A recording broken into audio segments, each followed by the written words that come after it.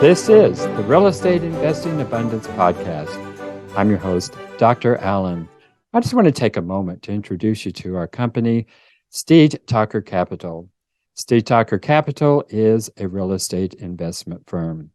If you'd like to learn more about real estate investing, head over to our website, steedtalker.com. And while you're there, take a moment to get your one-page guide to the 10 steps to passive real estate investing. Downloading this PDF will also enroll you in our Enlightened Investor Circle. And by enrolling in the Enlightened Investor Circle, you'll be the first to know about any new investment opportunities that we are getting involved with. Look forward to hearing from you. Enjoy today's show. Hello, enlightened investors, and welcome back to the show.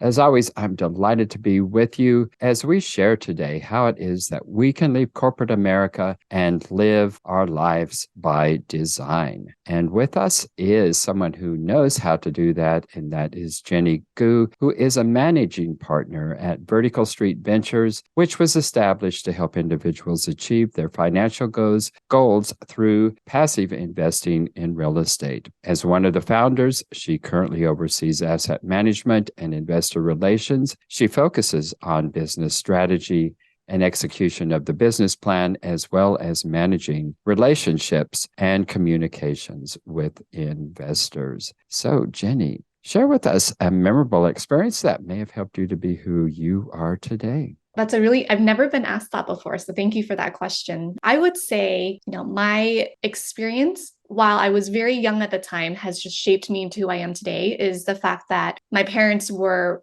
immigrants from Vietnam. And I was actually born in a refugee camp in the Philippines.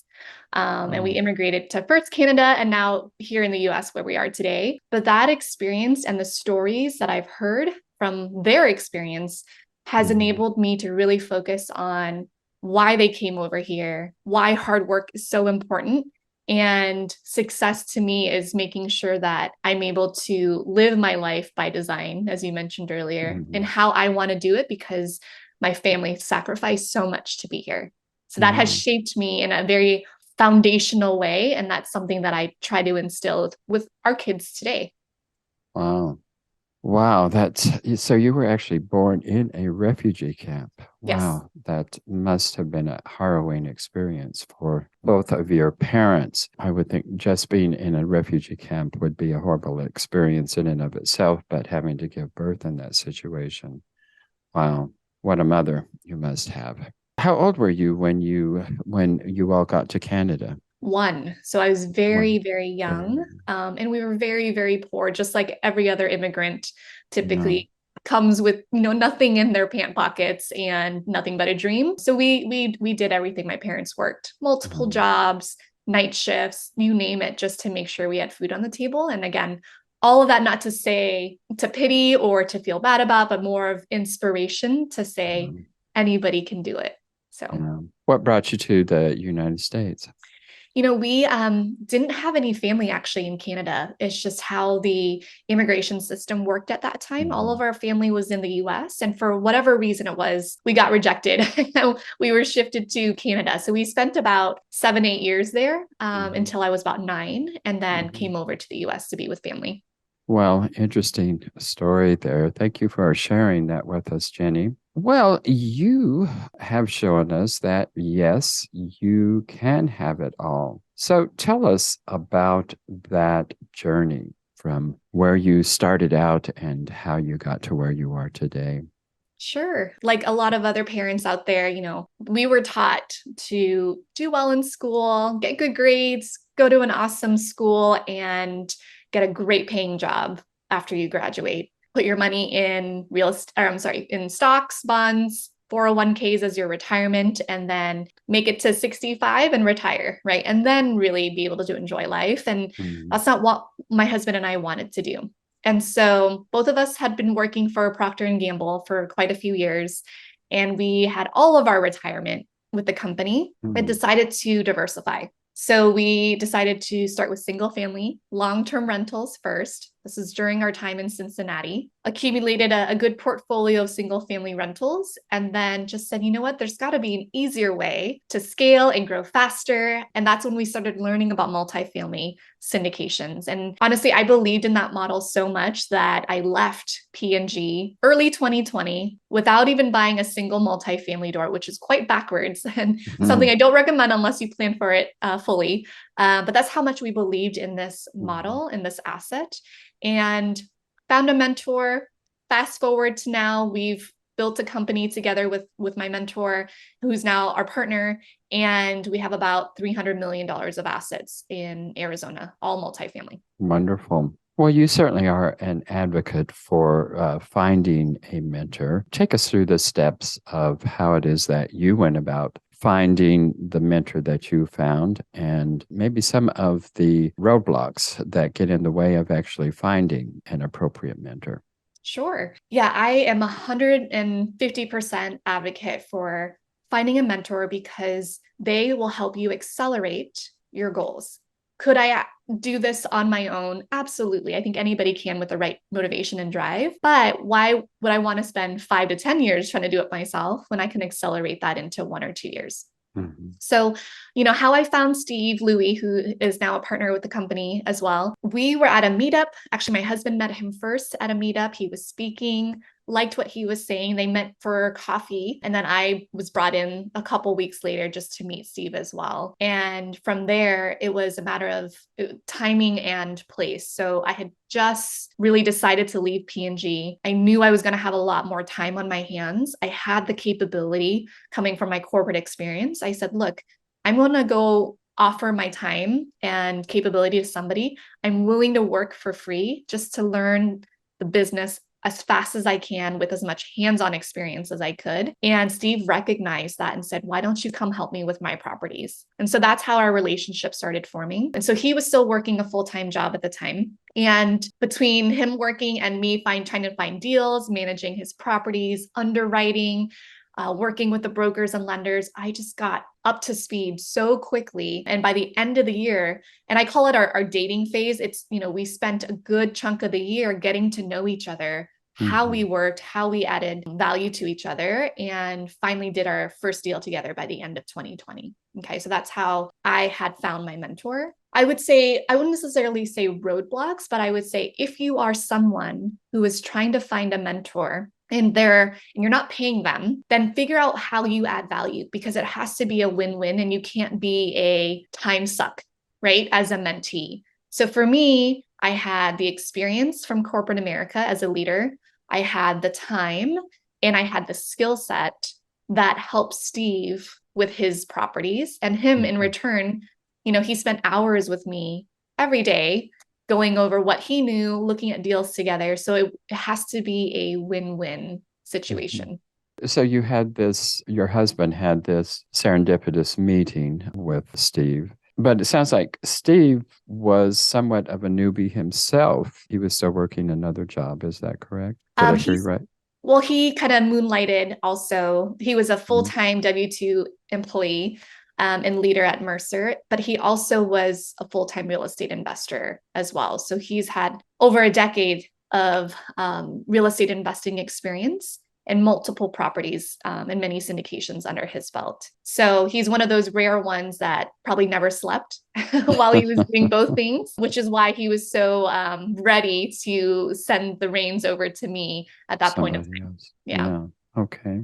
So yeah, that just is a brilliant way to find a mentor, someone who may not even be looking to or even thinking about the fact that they are looking for somebody to help them, but in fact they have a need there. And was he aware of the fact that he really did need some help there? I think he would tell you he wasn't actively looking. But, I'm a big believer in things happen for a reason. So just the chances of us moving back to California from Cincinnati, going to a meetup, finding him, and then being able to work together. And now here we are. I think it was meant to be. And that's just, somebody who you meet off the cuff, right? There's also, that's unpaid mentorship. There's also paid mentorships. as well. And, we have a coaching program where we teach people how to be full-time syndicators. And there's lots of these programs out there. So you just got to find the one where you find your tribe. It's the people that you fit in with and feel like you belong and can learn from and are in a place where you want to be in 3, 5, 7 years. That's you need to do a lot of diligence to make sure you find the right mentorship group. Well, excellent advice. Finding a mentor is one thing, and then building the right team with the right people on the right roles is a totally different thing. So talk to us about how it is you've built your team, how it is that you decide who is the right person for the right job. Absolutely. We call it building your A team. And the company has 4 partners. It's myself, Steve, Kyle Mitchell, and Kiyoshi Simon. And again, we all found each other through meetups and connections. And that's where you need to start. So for any of you listeners out there, where do I find good people and partners? I highly recommend your local meetups. National conferences, all of these venues have places of people who are also searching for partners as well. So they're warm leads or people already in the industry. So highly recommend you invest your time and resources at these types of events or Zoom meetings. I know during COVID, we were all on Zoom meetings. So even when they were virtual, that was a great way to do that too. Right. But that's how we found our partners. And then as you build out, now we're a team of about 21, 22 people with full-time employees. And we find those people just through referrals. We've posted jobs, but we have purposely spent a lot more time making sure that the person is the right fit with the company.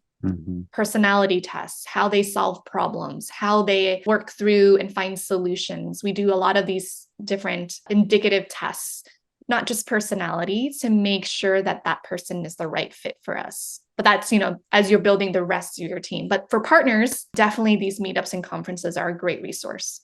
Enlightened investors, if you haven't done so already, be sure and click that like button and also click that share so others can take advantage of the content. And finally, be sure to subscribe so you don't miss a single one of our upcoming episodes. Can you give us an example of the hiring process? You said you've used different personality assessments and various other kinds of measurements to determine who they are. So take us through that whole employment process. Just pick one hire that you've done recently. Sure. You don't need to give us specific names, but just take us through that process. We had someone that recently started. We expanded our construction team. We have a field supervisor now. And we did a normal job posting out there on places like LinkedIn or Indeed.com.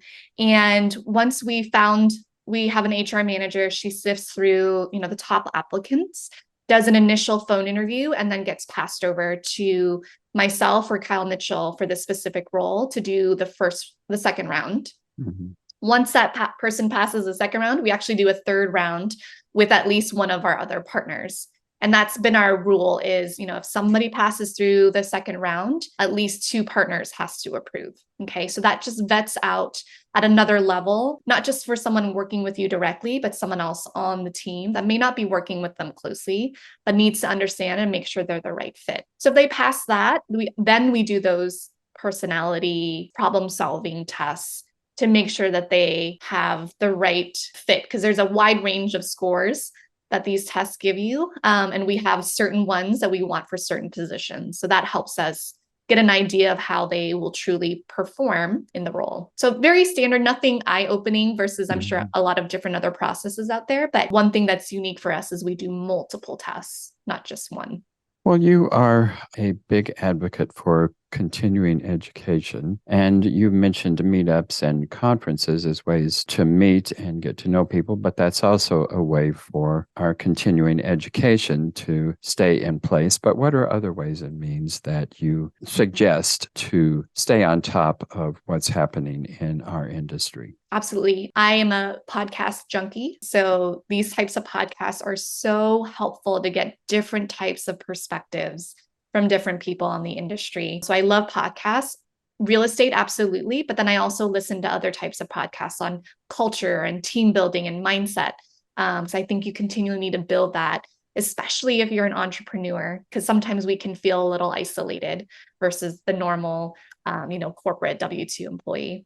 So podcasts, books as well. So I love the physical book. I've not yet transitioned over to a Kindle or audiobook. But I just love holding a book in my hand. So if you have time, even just 10 pages a day can get you, a book in less than a month. So just that's 10 to 15 minutes a day of just reading. And I think that will bring lots of knowledge and updates to you. Yeah. And then I subscribe to certain newsletters from either brokers or lenders or other folks in the industry to stay atop of all things going on. I'm sure like you, my inbox is flooded right now with all the news about the banks and the issues going on with that. So that keeps me up to date in a quick manner. Well, since you stay on top of what's hot and relevant within our industry, what is actually going on in our industry today that we all need to be aware of? Nothing, again, new, I think, to your listeners if they're reading the same articles and listening to the similar podcasts. But, this year is definitely a year of uncertainty, with interest rates being high and continually rising, with uncertainty, unemployment. They're good numbers, which is an anomaly given the state that we're in. Inflation is, again, relatively high and unknown where it's going to go. And what I tell all of our students in the academy and people that I interact with, in this time of uncertainty, this is where you buckle down and triple invest your time in education. Mm-hmm. So it's taking this time right now because there's way less transactions happening right now in the industry because of everything we just talked about. So use this time to build on your relationships, season your investors if you're a capital raiser, build out your systems and processes, because I don't have a crystal ball, but if I'm right, then this is the next 6 months is going to unlock a lot more opportunities. And just like what happened in 2020, when the floodgates opened up again, it becomes a fire hose. So you want to be ready to buy that deal, to already build that relationship with the brokers, to have your investors already on deck and stand by with their investment so that you can be the first ones out the gate. Right. Well, you say to aim higher than what you thought possible. Explain what you mean by that. Yeah, I would say 4 years ago, I had no idea that I would quit my 13-year career at P&G, retire at 34, build my own company, let alone have it now be $300 million of assets under management, be an entrepreneur and my own boss, right? Mm-hmm. So we all set goals. I think goals are important. I would say think further beyond that, because once you hit your goal, then what? It's on to the next one, right? So a couple things here, and hopefully I can be clear about this. Enjoy the journey and not just the goal, because life is short and the milestones to your goal are even more important than just reaching there. You want to make sure you're enjoying the journey, but then also aim higher in the sense that sometimes we limit ourselves to what we think we can actually achieve or deserve. We all were, or at least, for me, I was a cog in someone else's system, right? Mm-hmm. Now I've created my own system and helping others do the same. But if I didn't think I could go off and do my own thing, I would be in corporate America until I was 65, right? And that's not what I think people want. I think people want more control of their time, how they spend it, who they spend it with, where they spend it. And when you aim higher, I think you'll be able to see above the trees and create something bigger and better than you thought you could. So don't go here. If you think you can run a mile, aim for 3 and you'll be amazed at what you can accomplish. Yeah, I think outside of individuals who actually have a narcissistic personality disorder, I think most all of us underestimate our potential without realizing that. And individuals like you who are aiming high, you're probably doing the same thing. You can probably aim higher than what you actually are, even at this point in time, even though you're doing a great job at it. So, yeah, we all suffer from that. And I think we all need to be reminded time and time again, look beyond what you think you can do, because you can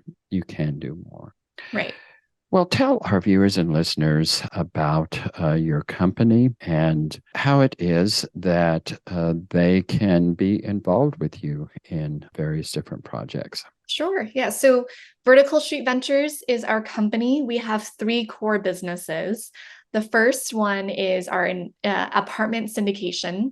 So as a limited partner, you can invest with us on our apartment deals in primarily Arizona today, and we'll continually expand over time. So that's our core business as a real estate firm. We also have a coaching program, as I mentioned earlier. I'm sure you wished you started real estate, 10, 15, 20, 30 years ago. And I would say the same. We are so passionate about spreading the word of real estate investment and helping others become active so that they can retire from their life, from their corporate career or whatever they're, doing today. And so our coaching business is something that I actually lead today and run. And that has been a tremendous passion of ours. And then our third business is a CPA firm. So we launched last year a CPA firm that is focused on real estate investors. So not just doing taxes, but also tax strategy planning as well. And you can find more information about us on our website, verticalstreetventures.com. And if you're looking for one of those conferences that I mentioned to attend, we do have one coming up April 28th through 30th in Scottsdale, Arizona. It's VSV Con, so short for conference, vsvcon.com for more information. So how often do you do your conferences? These are our national conference annually. So we did our first one last June. It's sold out, and we have our next one coming here this end of April. And it's a way to learn more about real estate, network, of course, but we also bring industry speakers as well as non-industry speakers. So we have some Tony Robbins speakers coming. Siri Lindley, Damon West is another great international speaker. And one of the attendees' favorite are our bus tours. So we take everybody on a bus tour. We go to visit some of our properties, and you get to see a before and after of the business plan being executed. So it's really neat.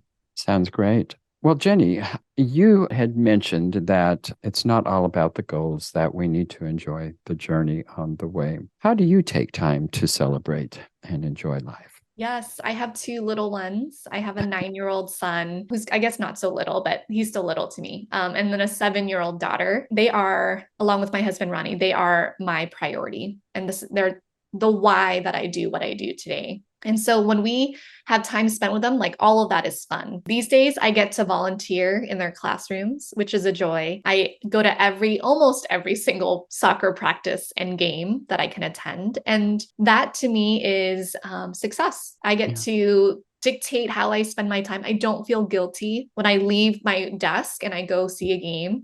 I am 100% present when I'm there, and I'm not always checking my email or feel like I have to check my email and my messages. So we take trips. Our spring break is next week. We're going to San Francisco. We've taken more family trips since I've left corporate America than I think before combined, if that makes sense. Wow. And so that we spent last year, we spent 3 weeks in Hawaii in the summer. Yeah. I could never do that working in corporate America and then come back feeling refreshed and not stressed to go back to work. So it's a game changer. Yeah. Wow. Well, wonderful. Well, in our last few minutes here, just share with us one of the biggest challenge, perhaps maybe one of your biggest setbacks that you and your business partners have encountered, and how did you deal with that, and how did you come through that, and what have you learned from those experiences? Yeah, I consider ourselves, we're still a startup. It's only been a couple years since we formed, and we're going through right now growing pains. We're not perfect. We're still learning as we go. We continually challenge each other, and that's healthy, in a company, and that's absolutely something you have to go through. And, how we're working through those right now is, we meet constantly as a lead team, and we talk through systems and processes, and we spend a lot of time talking about the organization. How do we get the right people in the right role?